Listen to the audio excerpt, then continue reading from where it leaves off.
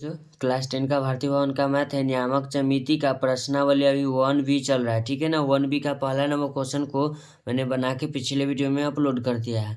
अगर आप लोगों ने उसे नहीं देखा है तो उसे ज़रूर देख लें, ठीक है। चलिए दूसरा नंबर सवाल के पास चलते हैं। देखिए दूसरा नंबर सवाल क्या कहता है। देखिए प्रश्नावली 1B, हाई स्कूल प्राथमिक गणित भाग 2, हाई स्कूल प्राथमिक गणित भाग 2। देखिए नियामक ज्यामिति है। क्वेश्चन नंबर 1 का मैंने पिछले वीडियो में क्वेश्चन को बना के अपलोड कर दिया, उसका सोल्यूशन, ठीक है। प्रश्नावली 1B का क्वेश्चन नंबर 2 के पास चलते हैं। एक तो हो गया समाप्त। दूसरा नंबर सवाल कहता है उस बिंदु का निर्देशांक ज्ञात कीजिए जो बिंदु -1, 7 और 4, -3 को मिलाने वाली रेखाखंड को 2:3 के अनुपात में अंतर विभाजित करता है। तो अंतर विभाजित का सूत्र देखिए, ये सूत्र रहा। सूत्र आप लोग याद जरूर कर लीजिएगा। देखिए सूत्र कोई हार्ड सूत्र नहीं है। देखिए m1 मानेगा तो इधर x2, यहाँ मानेगा m2 तो इधर x1, ठीक है ना। एगो को बढ़ाइए, एगो को कमा दीजिए, बस हो गया सूत्र, ठीक है। चलिए हम इसको फटाफट बना लेते हैं। सबसे पहले एक लेंगे रेखाखंड ना। क्वेश्चन नंबर 2 हुआ प्रश्नावली 1B का, ठीक है। तो सबसे पहले एक रेखाखंड लिए, इसका नाम हो गया, रेखाखंड का ये बिंदु हुआ, इसका नाम ए हुआ, इसका नाम बी हुआ, ठीक है ना। ए बराबर कितना हो जाएगा बच्चों, आप लोग किताब जो होगा खोल कर आगे रख लीजिएगा, ठीक है। ध्यान दीजिएगा, ये हुआ 1,7, फिर ये हुआ 4,-3। चलिए कहता है कि मिलाने वाली रेखा कोई बिंदु है जो इसको 2:3 में विभक्त करता है, 2:3 में। तो मान लीजिए यहाँ बिंदु हुआ, इसको छोड़ दीजिए, ठीक है ना। ये लाइन में ले आइए। चलिए कोई बिंदु मान लेते हैं यहाँ हुआ, इसका नाम सी हुआ। कहता है 2:3 में, ये 2 हुआ, ये 3, 2:3 का मतलब हो जाता है 2/3, ठीक है ना।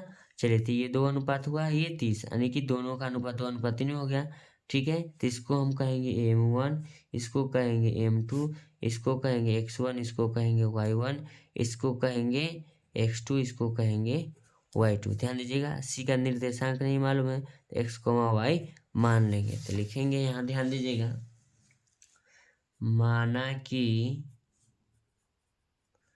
C का निर्देशांक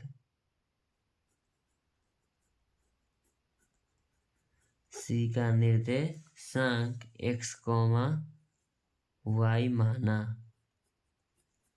ठीक है। लिखेंगे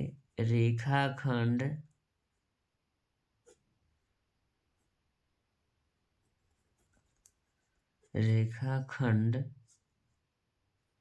AB को बिंदु C जो है ना कितना अनुपात में बांटता है, 2:3 में अंतर विभाजित करता है।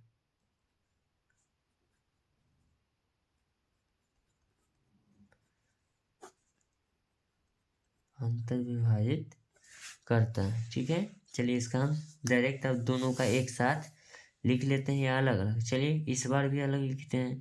तो लिखेंगे बिंदु C का x निर्देशांक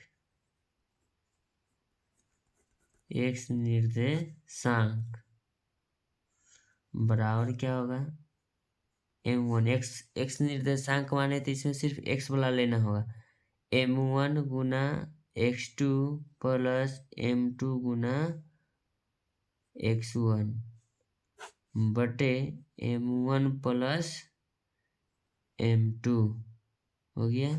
चलिए m1 का मान है मेरे बच्चों, ऊपर ध्यान दीजिएगा आप लोग, m1 का मान है 2 गुना लिखेंगे x2 का मान हो जाएगा 4 प्लस m2 का मान है 3 गुना x1 का मान है -1, -1 से गुना हो जाएगा बटे m1 प्लस m2। तो m1 का मान 2 है, m2 के मान 3 है, ठीक है। इसको ब्रैकेट में ले लेंगे, लिखेंगे बराबर, क्या लिखेंगे, बराबर लिखेंगे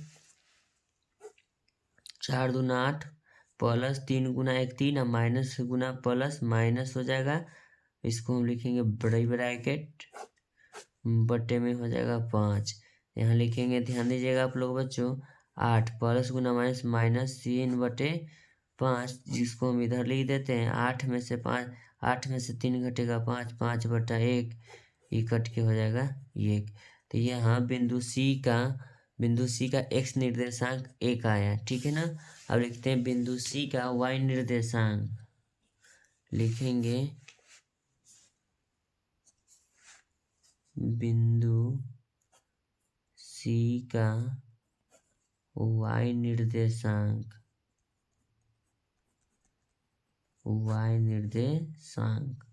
सी का y निर्देशांक क्या होगा, लिखेंगे m1 गुना y2 प्लस m2 गुना y1 बटे m1 प्लस m2, ठीक है।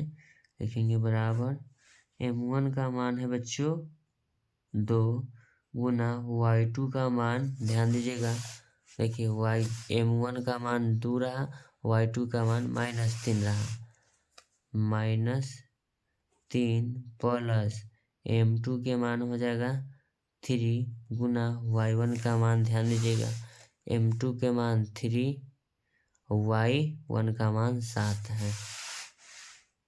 चलिए इसको हम लिखेंगे 7 बटा में, ये हो जाएगा 2 + 3, m1 का मान 2 है, m2 के मान 3 है, तो इसको लिखेंगे 3 दूना 6 -6 प्लस 7, इसको लिखेंगे 21 बटे 3 और 2 क्या लिखेंगे 5।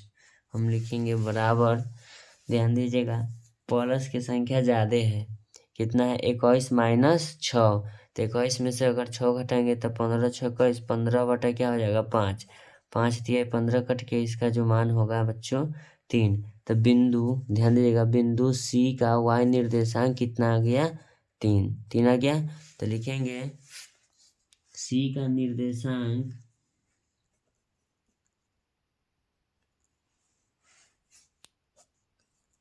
बिंदु सी का निर्देशांक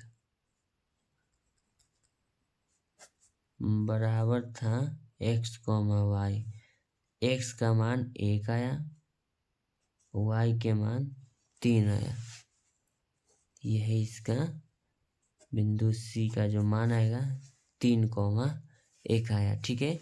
अगर आप लोगों को ये बताया हुआ मैथ, ठीक है ना, समझ में आता है तो वीडियो को लाइक करें, चैनल को सब्सक्राइब करें। हाँ, लेकिन आपका एक लाइक मुझे मोटिवेट करता है अगले प्रश्न को लेकर जल्द आने के लिए, ठीक है ना।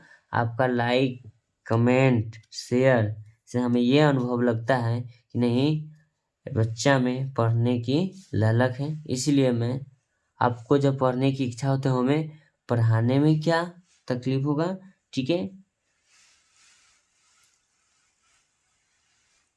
चलिए थैंक यू सो मच, अब मिलते हैं आपसे नेक्स्ट वीडियो में, ठीक है। एक ही क्वेश्चन बनाइए लेकिन संतुष्टि से बनाइए, ठीक है ना।